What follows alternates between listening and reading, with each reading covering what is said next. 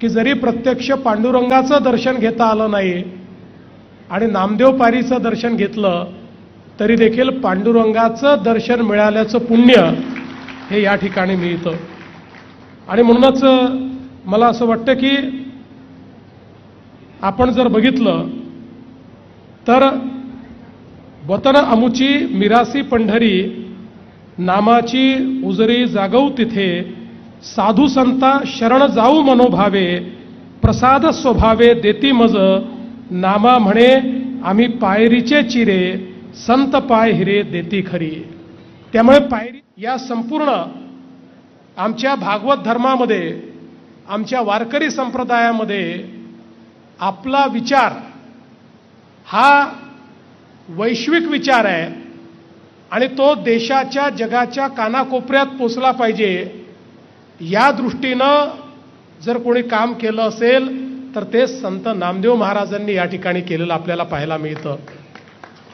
आपण असं म्हणतो की मराठ्यांनी हिंदवी स्वराज्य अटके पार नेलं, हे खरं आहे. आमचं स्वराज्य अटके पार गेलं, अफगाणिस्तानपर्यंत आमचं स्वराज्य गेलं, पण त्याच्या कितीतरी आधी आमचा भागवत धर्माचा विचार हा तिथपर्यंत पोचवणारे संत नामदेव महाराज होते की ज्यांनी अक्षरशः आसेतू हिमाचल ज्याला आपण म्हणतो पूर्व पश्चिम उत्तर दक्षिण सगळ्या भागामध्ये प्रचंड भ्रमण केलं आणि त्या ठिकाणी हा विचार पोचवला. आणि मगाशी उल्लेख झाला की या ठिकाणी परिवारातले 14 लोक आणि संत जनाबाई हे संजीवन समाधी घेतात. ही 14 मंडळी स्वतः संतच आहेत, कारण ती अभंग लिहित आहेत. ती देखील विठू माऊलीचं त्या ठिकाणी जे कार्य आहे ती जनाजनापर्यंत पोचवत आहेत. आणि अशा प्रकारे त्यांचा संजीवन समाधी सोहळा खरं म्हणजे जगाच्या इतिहासामध्ये असा क्षण पाहायला मिळणार नाही की ज्या दिवशी एकाच परिवारातले एवढे सगळे लोक या ठिकाणी संजीवन समाधी घेतात. मला असं वाटतं हे कुठे होऊ शकत असेल तर भागवत धर्मामध्येच होऊ शकतं, हे विठ्ठलाच्या भक्तीमध्येच या ठिकाणी होऊ शकतं. आपण बघितलं की ही जी ज्योत त्यांनी पेटवली, पुढे ज्या प्रकारे आपल्याला माहिती आहे की आज सातत्याने इतक्या मोठ्या प्रमाणात आमचे सर्व वारकरी या ठिकाणी पंढरीला येत असतात. यावर्षी तर मी पालकमंत्री जयकुमार गोरेंचं अभिनंदन करेन की अभूतपूर्व अशा प्रकारची व्यवस्था त्यांनी या ठिकाणी केली. पण भगिनी आणि बंधूंनो, ज्या काळामध्ये भागवत धर्माला नष्ट करण्याचं षडयंत्र या देशामध्ये सुरू होतं आणि तलवारीच्या जोरावर आमचा धर्म संपवण्याचा प्रयत्न चालू होता, त्यावेळी लेखणीच्या आणि वाणीच्या जोरावर तलवारीला उत्तर देणारा जर कोणी असेल तर ते आमचा वारकरी धर्म होता, ते आमचे नामदेव महाराज या ठिकाणी होते. आणि म्हणूनच आज त्यांचं दर्शन घेताना आपल्यापैकी प्रत्येकाला या ठिकाणी आनंद होतो. हा सगळा विचार त्यांनी देशभरामध्ये पोचवला. आणि म्हणूनच संत बहिणाबाई म्हणतात, ज्ञानदेवे रचिला पाया उभारिले देवालया नामदेव तयाचा किंकर तेणे केला विस्तार. किंकर म्हणजे अग्रदूत, आपल्या भागवत धर्माचे अग्रदूत म्हणून या ठिकाणी नामदेव महाराजांकडे पाहिलं जातं. 22 राज्यांमध्ये त्यांनी विचरण केलं. पंजाब, गुजरात, राजस्थान, मध्य प्रदेश, उत्तर प्रदेश, हरियाणा, हिमाचल, कर्नाटक, तमिळनाडू, तेलंगणा. एकही राज्य असं मोठं आपल्याला पाहायला मिळत नाही की ज्या राज्यापर्यंत ते पोचले नाहीत. त्या प्रत्येक राज्यात हा भागवत धर्माचा विचार त्यांनी पोचवला. आणि पुन्हा एकदा भागवत धर्माच्या विचारांवर आलेलं जे संकट होतं त्या संकटातून समाजामध्ये श्रद्धा निर्माण केली आणि सर्व प्रकारचा अन्याय सोसण्याकरता समाजाला पुन्हा एकदा जागृत करण्याचं काम त्यांनी केलं.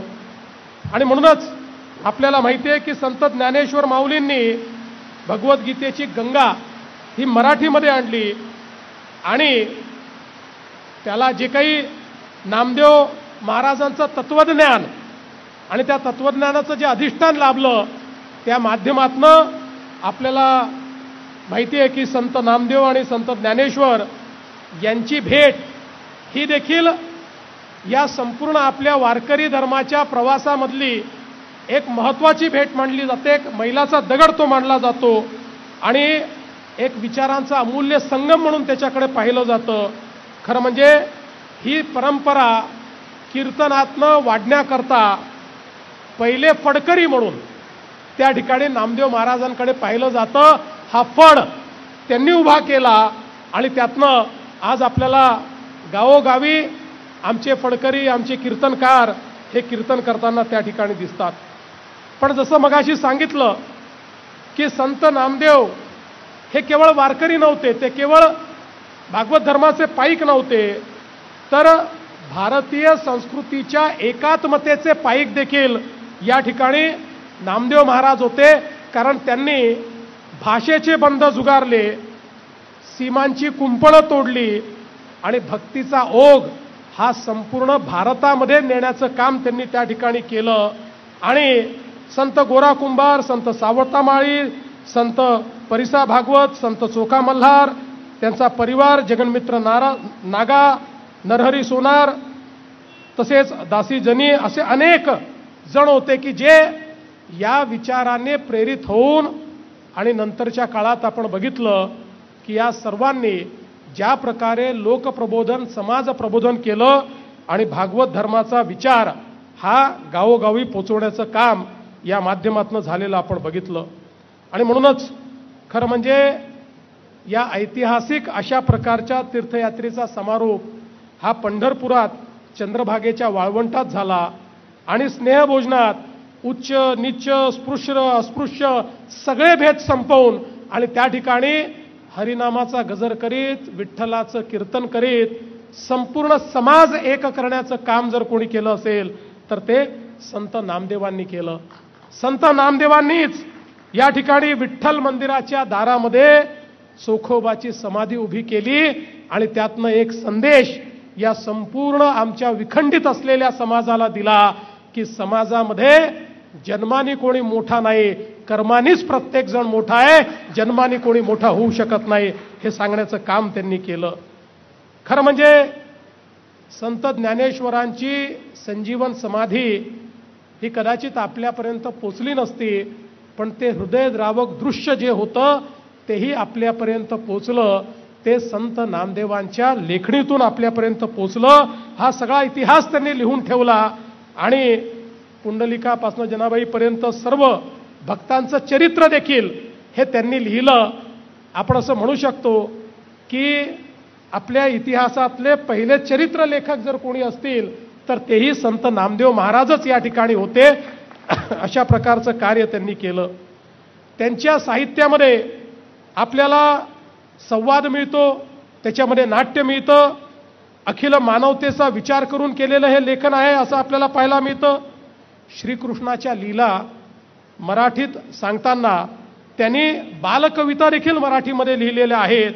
आणि सगळ्यात महत्त्वाचं की मराठीतल्या गझलांच्या संदर्भात त्याचं मूळ कुठे आहे अशा प्रकारे अनेक संशोधक शोधत असताना त्याचं मूळ हे संत नामदेवांपर्यंत पोचतं.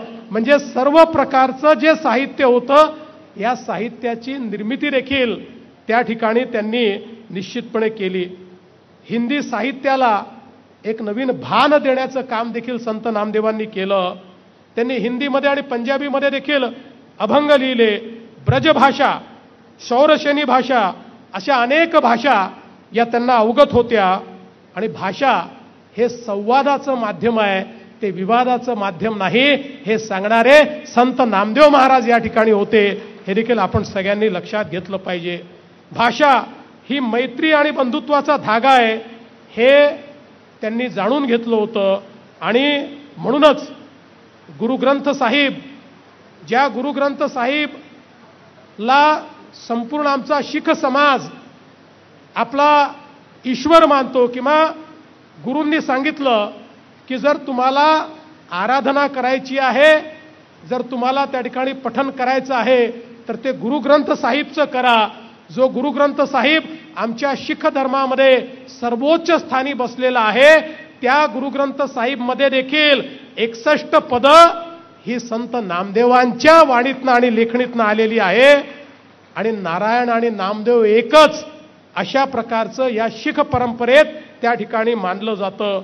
आणि म्हणूनच 2015ला जेव्हा घुमानला साहित्य संमेलन झालं पंजाबमध्ये आणि आम्ही तिथे गेलो, त्यावेळी पंजाबच्या घुमानमध्ये देखील आपल्या संत नामदेव महाराजांबद्दल त्या ठिकाणच्या लोकांमध्ये जो काही आदर पाहायला मिळाला, निश्चितपणे आमची छाती देखील त्या ठिकाणी मोठी झाली. आणि कशा प्रकारे हा विचार वैश्विक झालाय हे आपण सगळ्यांनी बघितलं. गुरु गोविंद सिंग, संत कबीर हे संत नामदेवांचा उल्लेख अत्यंत आदराने करतात. मीराबाई, नरसिंह मेहता यांच्या काव्यात देखील आपल्याला नामदेव महाराजांचे शब्द मिळतात, त्यांचे वाक्य आपल्याला त्या ठिकाणी पाहायला मिळतात, त्यांचे विचार आपल्याला पाहायला मिळतात.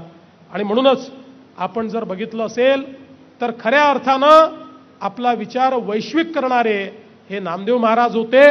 आणि भारतातल्या पूर्व, पश्चिम, उत्तर, दक्षिण सगळ्या भागाला जोडणारे आपले नामदेव महाराज या ठिकाणी होते. खरं म्हणजे त्यांच्या वडिलांची इच्छा होती की त्यांनी जो पारंपरिक आपला व्यवसाय आहे शिंपी, तो व्यवसाय करावा, पण तो व्यवसाय त्यांनी स्वीकारला नाही. कारण त्यांना सामाजिक समरसतेचं वस्त्र हे विणायचं होतं आणि ते वस्त्र विणून त्यांनी संपूर्ण समाजाला एकता काय असते हे शिकवण्याचं काम केलं. आणि म्हणूनच मला असं वाटतं की ही जी समाजाची शिवण्याची त्यांची शिवणकला होती, ही अतिशय अद्भुत अशा प्रकारची शिवणकला होती, ज्यांनी या समाजाला दिशा देण्याचं काम केलं. समाजातल्या उच्चवर्णीयांना ते प्रश्न विचारतात, नाना वर्ण गवा उनका एक वर्ण दूध, तुम कहा के ब्राह्मण हम कहा के सूद, मन मेरी सुई तन मेरा धागा, खेसर जी के चरण पर नामा सिंपी लागा. अशा प्रकारे त्यांनी या संपूर्ण व्यवस्थेला त्या ठिकाणी बदलण्याचं काम केलं.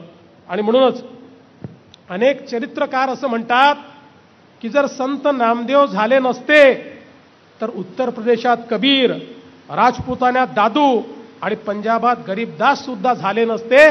कारण या सगळ्यांनी जी प्रेरणा घेतलेली आहे ती संत नामदेव महाराजांकडनं घेतलेली प्रेरणा आहे. खरं म्हणजे ही आपली संतांची भूमी आहे आणि या संतांच्या भूमीमध्ये अभंगाच्या माध्यमातनं अतिशय मोठा विचार आपल्यापर्यंत पोहोचलाय. आणि म्हणूनच मगाशी नामदास महाराजांनी जे सांगितलं, तेव्हा श्री संत नामदेव महाराज आणि संत जनाबाई महाराज यांच्या समाधी सोहळ्याच्या